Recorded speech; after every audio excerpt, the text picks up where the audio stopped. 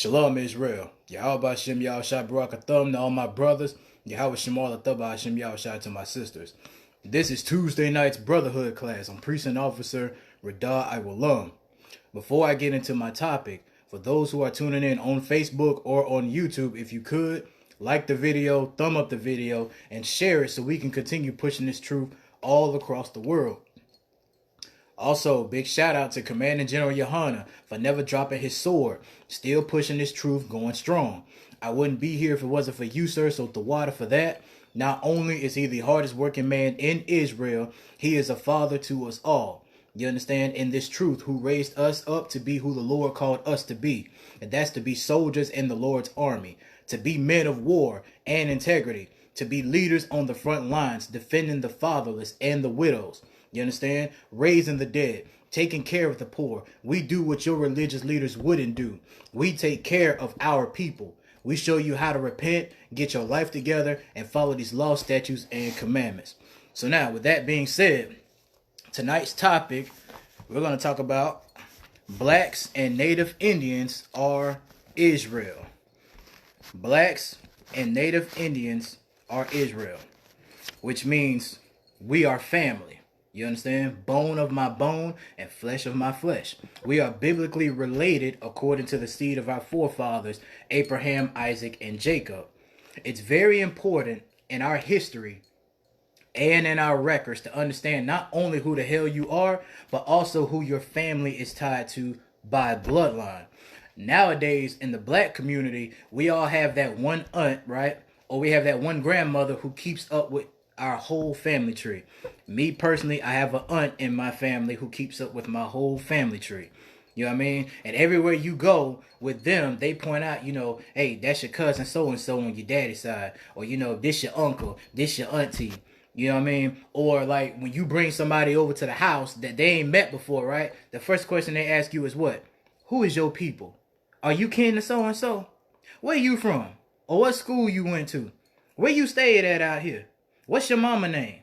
We run down all these questions with each other. You understand? So we'll know if you're one of us. This been passed down since the book of Genesis, man. Since the beginning of Genesis. We were always like this with each other. And what's interesting about this topic is that most blacks, they never questioned or thought about if we were ever related to Hispanics or related to native Indians. You understand? Now, I know for me in the Christian church, when I was coming up in the world, I didn't think nothing of it, that Mexicans or native Indians were related to black people till I came in the ISUPK. You understand? I thought we were completely separated from them. With all the information and the wisdom from the 7 heads that built this school, you understand? And passing it down to Commanding General Yahanna and from him passing it on down to us and so forth, that we have this knowledge here in the scriptures. You know what I mean? And when I learned some of the history of our Hispanic and Native Indian brothers in here, they went through the same oppression and the same struggles like we went through. You know what I mean? As a matter of fact, some worse than others. We all had the same judgment from the Most High in Deuteronomy if we disobeyed the Lord, right?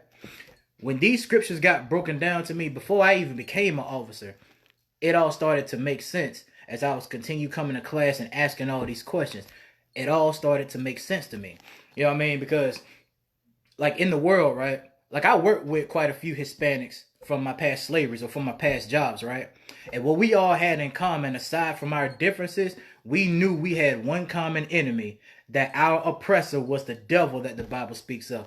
I did know that much. And every chance I chop it up with my brothers, right? It was always the same struggle. Like, man, they working us like a slave, man. Like, they don't never work them like us, but pay them more to do only half of their job, and say, I can't afford to live on my own. When I got hired on, I asked if they needed more help. I told them my cousin Hector can start tomorrow. You know what I mean? And he got on, and then he brought Raul, then he brought Diaz. That's why we all stay together, and that's why we all ride together. The stereotype of Mexicans always being together. They doing what they gotta do, just like black people, man. They doing what they gotta do to get by. It's no different than how, black people with food stamps in the ghetto. You know what I mean? We just trying to survive out here. Well, guess what? Like any new brother or sister coming into school, one of the first thoughts that come to mind when you're coming out of the world is, why are we going through this? You know what I mean? How did we end up getting here in the first place? Because I refuse to believe that our purpose for being here on earth is to go through this kind of hell, and for somebody to tell me I'm going to hell because I'm not saved or I'm not a Christian. You understand? Like those reasons for the Lord oppressing us the way that he has are what we're about to read right now. So now let's start first in Deuteronomy chapter 27, and we're going to start at verse 1, all right? This is Deuteronomy chapter 27, verse 1. Let's see.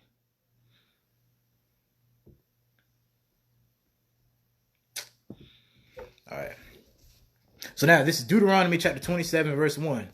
It says, and Moses with the elders of Israel commanded the people, saying, keep all the commandments which I command you this day. So now, this is Moses speaking with the children of Israel right here, all right? Giving them instructions declared by the Lord to keep all the commandments which I command you this day, right?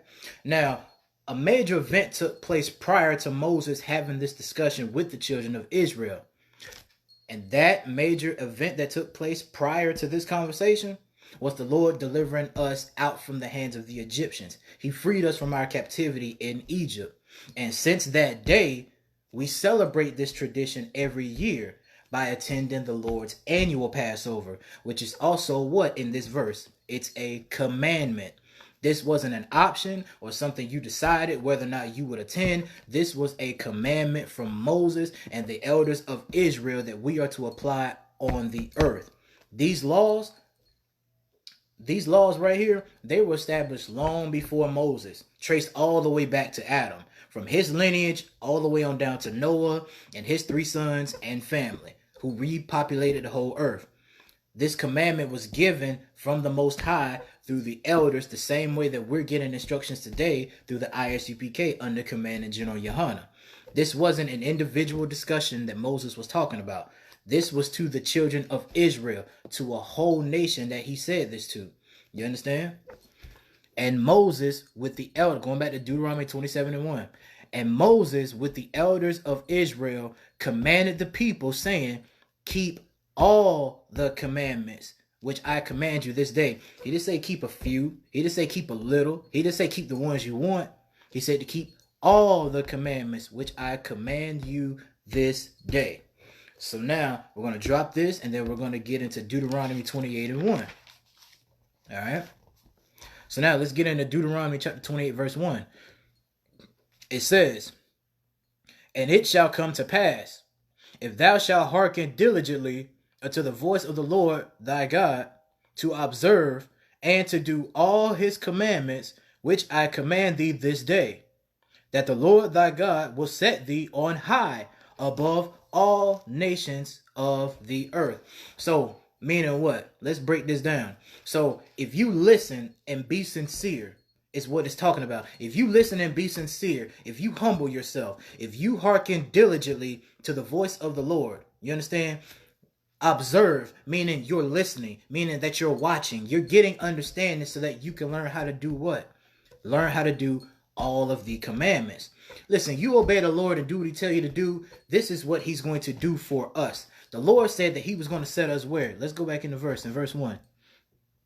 He said, and it shall come to pass that if thou shalt hearken diligently unto the voice of the Lord thy God, to observe and to do all his commandments, which I command thee this day, that the Lord thy God will set thee where? Set thee on high. Above who? You understand? He says, on high above all nations of the earth.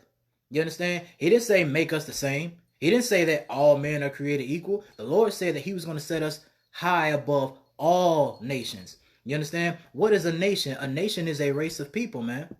A nation is a race of people. Being over other nations is rulership, not equality. Now, who is a nation? Now, when you think about today, right? Who is a nation that's set on high today?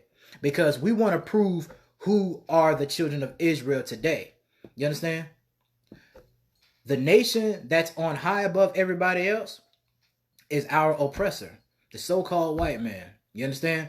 This race of people go against the opposite of the Lord's statutes and commandments.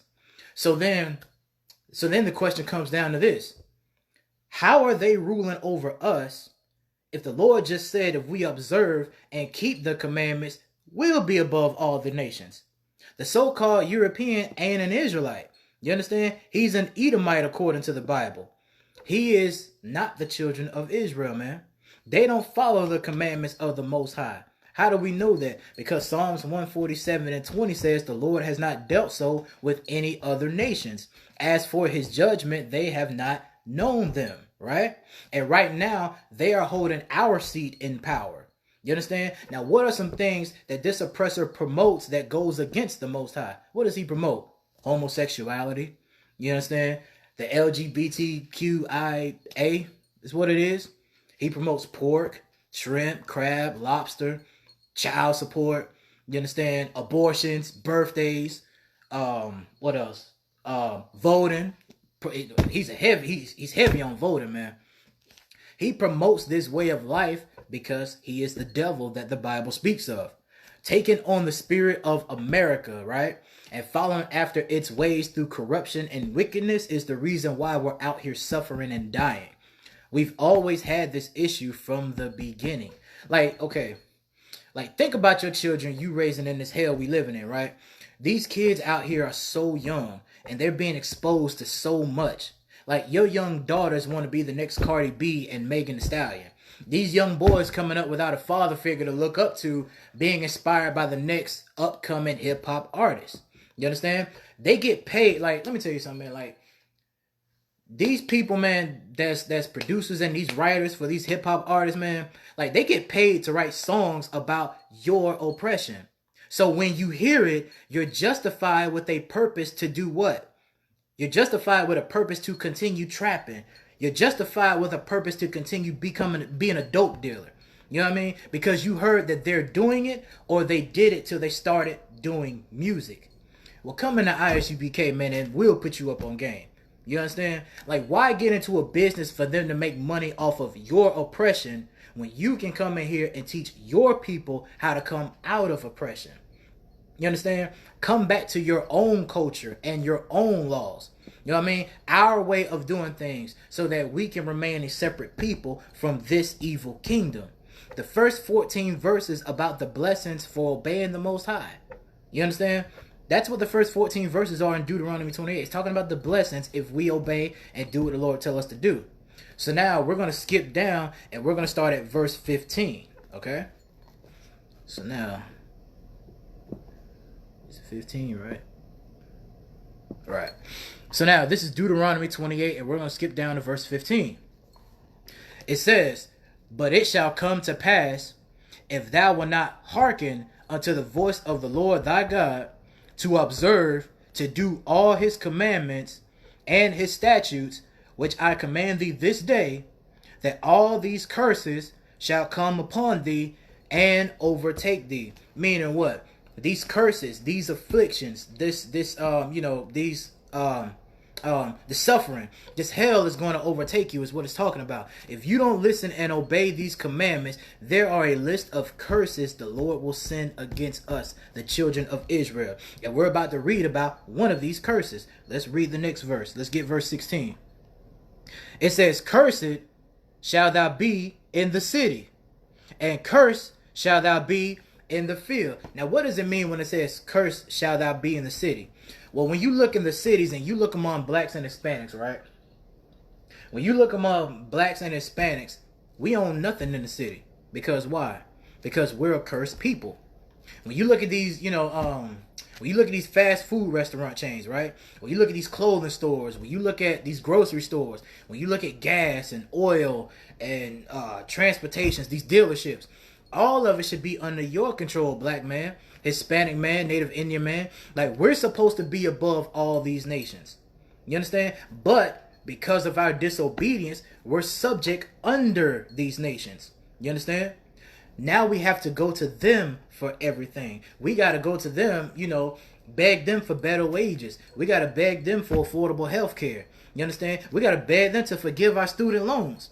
You understand? They've been out of school for 10 years and still paying back on tuition. In our kingdom, it won't be like that. As a matter of fact, speaking of that, as a matter of fact, let's hold what we got and let's pull Deuteronomy 15:2. Let me show you something, man. Let me show y'all something. Let me show y'all something right here. Let's get Deuteronomy chapter 15, and we're going to start at verse 1, and then we're going to read a couple verses. Is that what I want? Yeah. So now, this is Deuteronomy chapter 15 and verse 1. It says, at the end of every 7 years, thou shalt make a release. Verse 2. You understand? And this is the manner of the release. So now it's going to start. So now it's going to explain what the Lord's release is talking about, right? It says, every creditor, watch this now, every creditor that lendeth aught unto his neighbor shall release it. He shall not exact it of his neighbor or of his brother, because it is called the Lord's release. Meaning what? This is a law to do forever. As long as there's poor brothers and poor sisters, you lend to them. You understand? And in the 7th year, you release them from their lease. That way, they'll never be poor. You understand? Now, I want you to think about if we put this law in effect today, if we were in rulership, right? Okay. Think about, let me see. Let's take Jay-Z, for instance, right? Think about, Jay-Z and Oprah, P. Diddy, Tyler Perry. You understand? These are your black moguls that's bringing in a lot of money, right? So now watch this. Now I'm going to use Jay-Z for an example, right? I'm going to show y'all something. I'm going to use Jay-Z as an example. Let's say Jay-Z gave 10 brothers a $50,000 loan to start a business, right? So if Jay-Z gave 10 brothers a $50,000 loan to start a business, that's $500,000 he loaned out in total, right? That's $500,000. Now, with that business, those 10 brothers, they establish themselves and they grow their business. Every year they pay Jay-Z. Now let's say every year, right? They pay Jay-Z $5,000 a year for 7 years, right? So at the end of them 7 years, he's collecting $35,000 from each brother times 10 for each one. That's $350,000 that he would get back. So in essence, Jay-Z lost $150,000. Now, in losing that $150,000, think of the 10 black businesses that could grow from that. You understand? In 7 years, those businesses will be making who knows what. You understand? Only $150,000 investment loss. You understand? Niggas blow that on jewelry. They blow that on grills. You know what I mean? They blow that on they side chicks that they be giving, $100,000 and $150,000 just to blow on nothing. You understand? That ain't nothing. They give $150,000 like it's nothing, man. Listen, man, after working 7 years, right? If you borrow $50,000 from a man that loans it out to you, a brother, right? After 7 years, you should be in a position where you made enough money to no longer have to work for anybody. With a system like this, it shouldn't be no need for billionaires. Why do I have to be a billionaire when every 7 years, the people who working for me, I'm giving them an opportunity to own part of what I got? You understand? To give them more of an incentive to work harder and to be better. That's how we're supposed to take care of each other, man. That's how we take care of each other in Israel. There's no reason for there to be poor among us if we follow and obey what the Lord told us to do. This is the Lord's release. You understand? Now, this only applies to the children of Israel. You understand? This only applies to the children of Israel where you don't have to pay interest on what you borrow. The biblical name for it is usury. Now, how do you apply this to a heathen or to other nations? Because they can borrow from you too. They're going to need money just like you need money, right? From time to time. Is there a scripture on how we deal with loaning to other nations? Yes, it is. In fact, we're going to read it in the next verse. This is Deuteronomy chapter 15 and verse 3. It says, of a foreigner thou mayest exact it again, but that which is thine with thy brother, thine hand shall release. What is the Lord saying right here? What the Lord is saying right here is, you can continue charging interest on a heathen as long as you like. The amount that you take from them is up to you. But when it comes to your brother, in the 7th year, you release the remaining debt he owes you. Like, reading these few verses just right here should excite every black, Hispanic, and Native Indian to want to be in a position to rule like this, man. Like, taking care of your people the way it should be done. But here's the problem. The problem is the Lord took this away from us because we didn't do what? Let's go back to Deuteronomy 28 and let's read verse 15 again. Let's go back to Deuteronomy 28 and then let's go back and reread verse 15 and then we'll pick back up on 16. So now this is Deuteronomy chapter 28 verse 15. It says, but it shall come to pass, if thou wilt not hearken unto the voice of the Lord thy God, to observe, to do all his commandments and his statutes, which I command thee this day, that all these curses shall come upon thee and overtake thee. Verse 16. Cursed shalt thou be in the city, and cursed shalt thou be in the field. Right? So now, again, the example earlier about my Hispanic brothers on the slaveries that I work from, right? We simply doing all this hard labor, working damn near for free. You know what I mean? You go to your supervisor, you would think all the work that you've been putting in, right? You know, you show up to work on time. You stay late if you need to. You don't complain. You make things easier on your boss, stepping up to do what you got to do. You understand? With a work effort like that, that deserves a raise in itself. You understand? You go in his office and you ask him, you know, hey boss, you think you can, if you get a chance, right? If you get a chance to speak with your boss in your next meeting, could you mention to him, you know, about possibly, you know, bumping my pay up a little bit? Boss look you in the eye and say, you know, I'll see what I can do. I'll see what I can do. Now you playing the weight game. You playing the weight game long enough till your patience runs out to go seek employment elsewhere. You understand? The scriptures say in Ezekiel 35:5 that our oppressor has a perpetual hatred against the children of Israel. Meaning he's not trying to give you no more than he have to. He don't give you enough to sustain, but gives you enough not to quit. Because why? Go back to verse 16. Cursed shalt thou be in the city, and cursed shalt thou be in the field. You understand? So now let's drop that and let's get Deuteronomy chapter 28 and let's go to which one I want? 32. Let's go to Deuteronomy chapter 28 verse 32.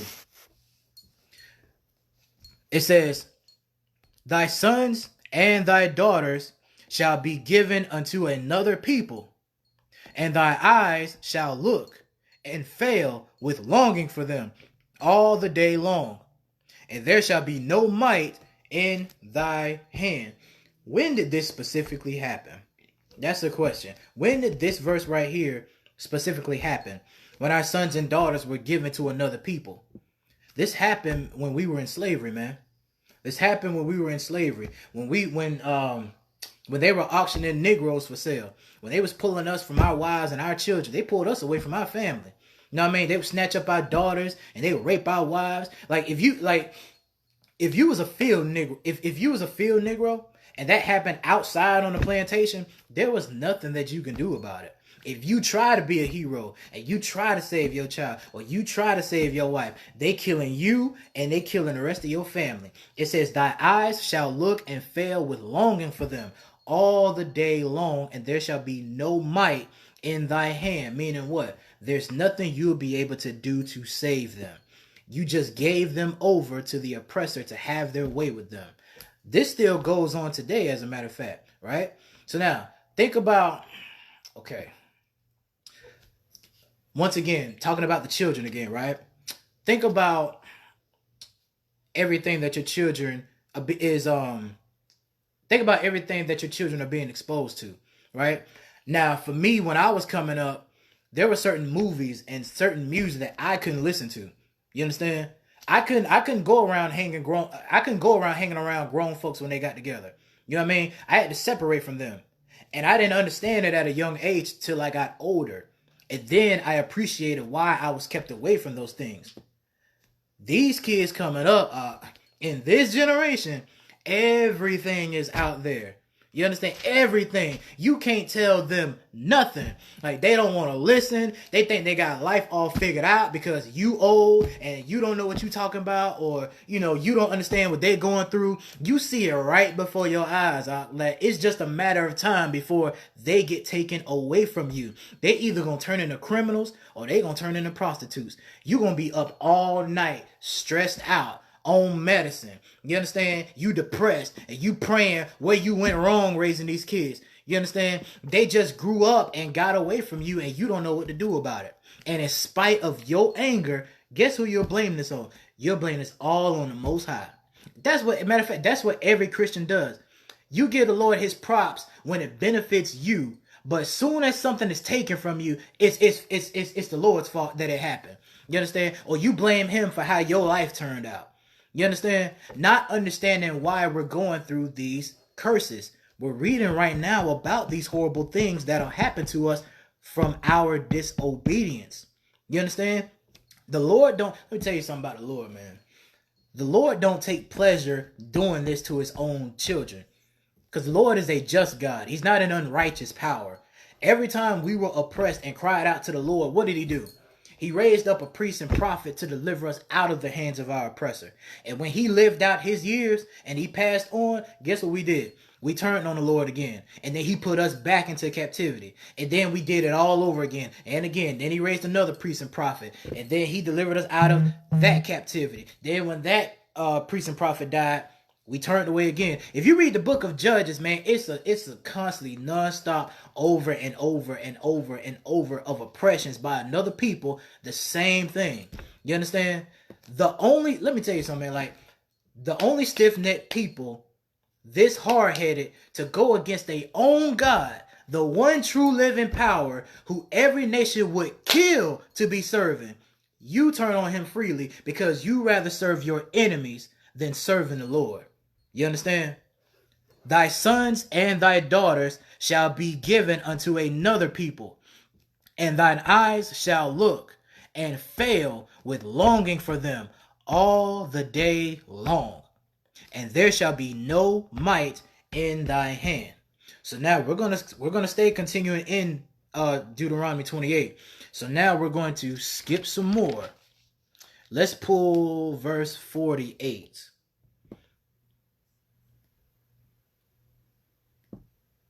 Yeah. Let's get Deuteronomy chapter 28, verse 48. It says, therefore shalt thou serve thine enemies, which the Lord shall send against thee, in hunger, and in thirst, and in nakedness, and in want of all things. And he shall put a yoke of iron upon thy neck until he have destroyed thee. The Most High sent these heathen nations to overtake us because of our disobedience. You understand? Like, we're at the mercy of these heathens. We don't own any food factories. We don't control the price of the food either. We depend on these heathens for what? We also depend on these heathens for clothes. The clothes that you wear. You understand? We don't own what you call it? Textile factories on a national trade market. Like, yeah, you got your small businesses that do, but it's not on a national level worldwide. You understand? Like, we got to go to them for everything. We got to go to them for food. We got to go to them for water, for clothes, for housing, transportation, your job, insurance, a loan. You understand? Maintenance, starting up a business. You understand? Like, that's why, which reminds me, like, that's why in Egypt, right?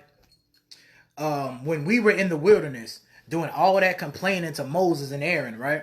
When we was doing all that complaining, the children of Israel came to the sense of understanding that Egypt wasn't that bad, even though they oppressed us hard. You understand? Like, they was okay with being subject under another people. As long as they were able to receive what they asked for, they was fine. This is a curse, Israel. This is a curse. We're reading about the curses right here. Right here in Deuteronomy. Like, we're not supposed to be okay with living as second-class citizens. You supposed to be first. You supposed to be ruling. You supposed to be coming to... They supposed to be coming to you. You understand? In one of all things. Not the other way around. This is why also you got Jakes and you got Uncle Tom Negroes who sold out to the oppressor because they accepted that they can't live without the guidance of our oppressor. They don't want to separate. You understand? Because if they do, then guess who they're not going to leave behind? They're not going to leave behind our oppressor. They say, if I'm going somewhere, Master coming with me. You understand? Master show coming with me. Let's read it from the top. Let's read back from the top. Deuteronomy 28 and 48. Therefore, thou shalt serve thine enemies, which the Lord shall send against thee, in hunger, and in thirst, and in nakedness, and in want of all things. And he shall put an iron yoke upon thy neck, until he have destroyed thee. Like, anybody can, recollect photos from slavery of the so-called black man, Hispanic man, Native Indian man, with yokes of iron around his neck. You understand? How we got shipped around on the ships. You understand? When we was in the cotton fields, they got picture of us where we tried to escape our captivity. You know what I mean? They put us in chains and they put shackles on us. They had this wooden board on our neck, you understand, to, demobilize us from escaping. You know what I mean? Like, these things line up exactly to who we are in the Bible. That's blacks, Hispanics, and Native Indians are the children of Israel. We are the chosen people. The Lord said they were going to do that until what? Until we were destroyed. Which means what? So now that we're destroyed, right? Now that we're destroyed, what don't we know? We don't know our culture. We don't know our customs. We don't know who we are. We're unfamiliar with the law, statutes, and commandments. You understand? Now that the shackles are removed and the iron yokes are off of our necks, in our mind, we're free. You understand? Meaning, what does it mean when it says that when you hear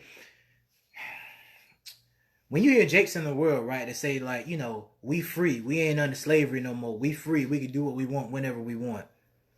What they're really saying is this right here. What they're really saying is they're free to be a heathen. You understand? You free to be a Gentile until you realize when you start walking and you're living like an Israelite according to the Bible, you ain't free, man. And you're not a free woman. But as long as you're walking around like a Gentile or a heathen, meaning what?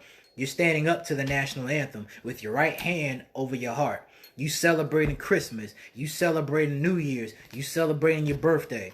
You understand? You eating pork, shrimp, crab, and lobster. You fitting in the world just fine. You're proud to be an American. You understand?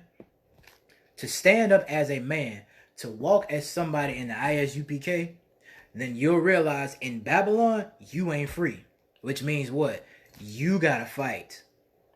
You gotta fight to gain that freedom. You gotta fight to come on top of all the heathen nations.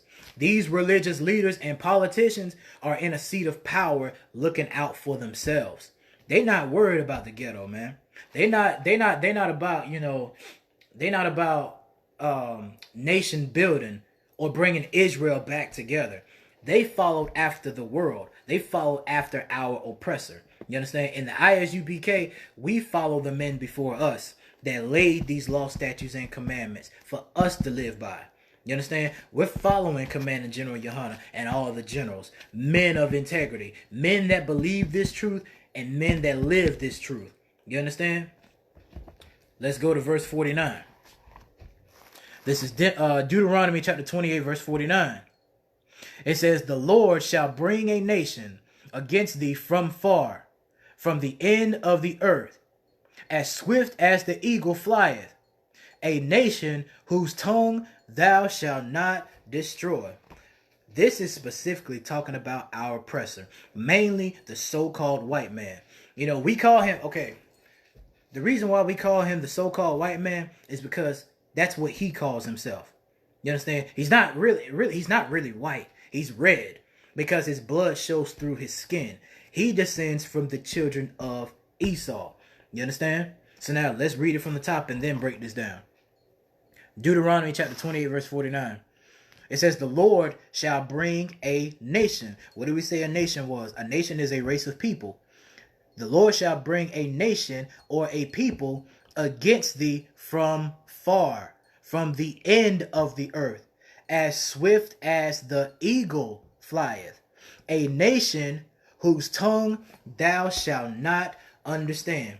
Now, this precept is what I brought out, a few weeks ago when I broke down who is the devil according to the Bible.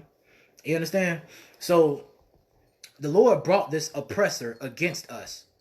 And where did he come from? You understand? Where did he come from according to the scriptures? Well, when we was in Africa 500 years ago, he came from a part of the earth that we weren't on. He came from the Mediterranean Sea. He came from the Arctic Sea. He came from Portugal and Spain, Germany, France, and England and Ireland. You know what I mean? When they invaded the native Indians, they traveled across the whole ocean.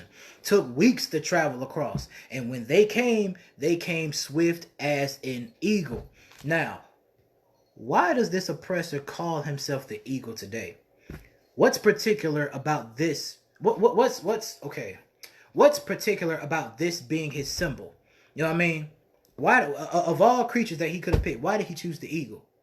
Well, what's something that we know about the eagle? The eagles are predator birds. The eagle flies real high above the crowd. You understand? Because they hunt other birds.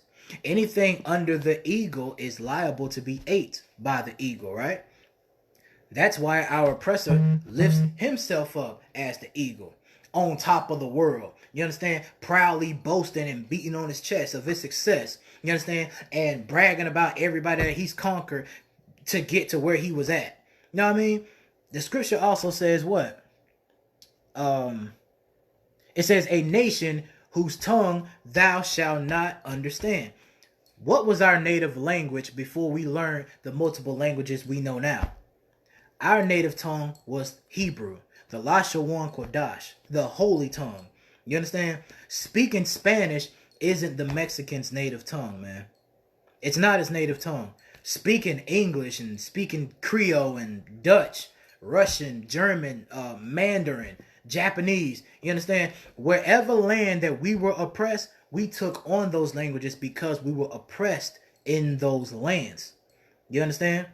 That's why it says a nation whose tongue thou shalt not understand. Because when we was in captivity by this so-called oppressor and all these other people that rounded us up, staying over there in their land, being oppressed for so many years, guess what we followed after? We followed after their customs. We followed after their gods. We took on their language. They taught us their language. You understand? That's what happened. So now let's get let's keep going. Let's get verse 50. This is Deuteronomy chapter 28, verse 50. It says, a nation of fierce countenance, which shall not regard the person of the old, nor show favor to the young, meaning their appearance is unfriendly. They are ruthless. They are unforgiving. You understand? Dealing with this man comes with death. It comes with plagues. It comes with cultural genocide. It comes with murder, and you bowing down and serving them. Enslavement. You understand? He is not your friend. The Lord said that these were our enemies. It says he ain't showing favor to the old or to the young. We see that every week on the news when we're gunned down by this oppressor and them physically assaulting our young children. And they screaming and they crying for their parents. They scared. And whoever the cameraman is, when they get those shots of them cops, after they start beating on us and beating on our children, man, they have this look on their face like they have no remorse about what they've done. None at all whatsoever. Because he is an animal, man. He is an animal. And had we known this in the Bible like we were supposed to, then his behavior would not be a surprise or a shock to us anymore. You understand? Because what did the scripture just say about the suppressor? A nation, verse 50, a nation of fierce countenance, which shall not regard the person of the old, nor show favor to the young. You understand? So now let's skip down and let's read verse 64. Let's see what we got right here. Let's get verse 64. So now this is Deuteronomy chapter 28, verse 64. And the Lord shall scatter thee among all people, from the one end of the earth even until the other. And there thou shalt serve other gods, which neither thou nor thy fathers have known, even wood and stone. So now let's go back to the top. It says, and the Lord shall scatter thee among all people. How does a people become scattered? How does a people become scattered?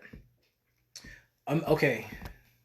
Imagine a man with a family of 5 kids, right? If somebody came to their home and scattered them, what did they just do?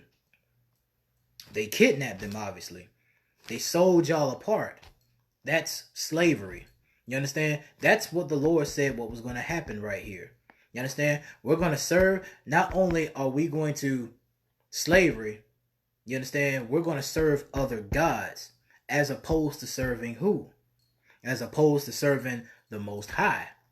He's saying that you're going to be scattered and you're not going to serve me. You're going to be serving other gods. What do we call the worship of other gods today? Religion. You understand? Religion is a curse. Religion is a punishment on our people from the Most High. Because what does religion do? It scatters us. It separates us. You understand? So now let's keep going. Let's see. The middle of verse 64. And there thou shalt serve other gods, which neither thou nor thy fathers have known, even wood and stone. What is the wood? The wood is Christianity. Why? Because of the wooden cross. Let me tell you something, man. Abraham didn't know about a wooden cross. Neither did Isaac. Neither did Jacob or David or Solomon or Jeremiah. You understand? Or Ezekiel. Our forefathers didn't know nothing about this. But who knows about it today? We do. We know about it today. Because our people are worshiping it. You understand? So now, what's the stone? What's the major religion today that's based off of the stone? The Muslims. You understand? The cobblestone in Mecca. These things would curse us. We don't follow after no religion in the ISUPK. What we follow in this Bible is our culture. And that's what's, and you know, what's sad about it all is for those, okay. What's sad about this right here is for those who criticize the Bible as something that's, you know, that's out of date or things have changed since then. Somebody tell me, without the Lord's wisdom that he gave us in this book, how the hell would you survive without it? Like, if you never, like, say you never knew what this was. You knew that this was the Bible, but let's say you didn't know nothing that was in this book right here. If you didn't know nothing at all about the Lord, about the law, statutes, and commandments, what to do and what not, let's say you didn't know none of that, right? If you didn't know none of that, tell me how the hell would you survive? How would you survive? Think about that for a second. All these unclean animals that you find disgusting that you say you will never eat, you'll eat it. Or you'll take baths in cow manure like the East Indians. Or you gonna sleep with your, or you gonna be sleeping around with your own immediate relatives. Now, in the Bible, cousins are not unlawful to sleep with. It's just frowned upon today if you do that now. But imagine that you didn't have a care in the world and you slept with your own parents. You slept with your own mother. You slept with your own father. You understand? Or you slept with your brother. or you slept with your sister. I'm talking about your biological brother or your biological sister. Y'all came from the same box, the same mother and everything. Y'all sleeping with each other. You understand? You will be just like these other heathen nations. You understand? You'll be walking around unclean 24/7. You understand? Catching all kinds of diseases, man. You'll be sick on the inside and on the outside. Hell, you'll be dying out here. You understand? Okay. Always remember this, Israel. Always remember this. Don't ever take what you learn in these scriptures from the ISUPK for granted. Because it's not up to us to give you the Spirit of the Lord to understand this Bible. It's up to the Lord if he allows you to understand these scriptures. Like, we could go through these breakdowns 100 times and you still won't get it. It's because your ears are dull of hearing and your eyes are still closed spiritually. Like, Christ spoke about this in Matthew 13 and 15. Like, coming out of the world, learning this truth and knowing blacks and Hispanics are Israel, you can see all through Deuteronomy 28 that this only pertains to blacks, Hispanics, and Native Indians. Why? Because we are the children of Israel. You understand?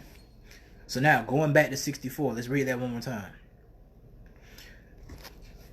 It says, "And the Lord shall scatter thee among all people, from the one end of the earth even unto the other. And there shall serve, and there thou shalt serve other gods, which neither thou nor thy fathers have known, even wood and stone." You understand? So now we're going to drop that and we're going to get verse 68, I believe. Let me see.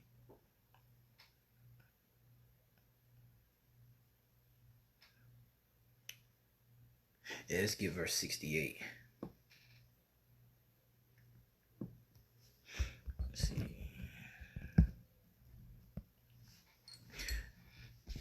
This is Deuteronomy chapter 28, verse 68. It says, "And the Lord shall bring thee into Egypt again with ships, by the way whereof I spake unto thee. Thou shalt see it no more again. And there ye shall be sold unto your enemies for bondmen and bondwomen, and no man shall buy you." Okay, so once again, who sold us in the transatlantic slave trade? It was our oppressor.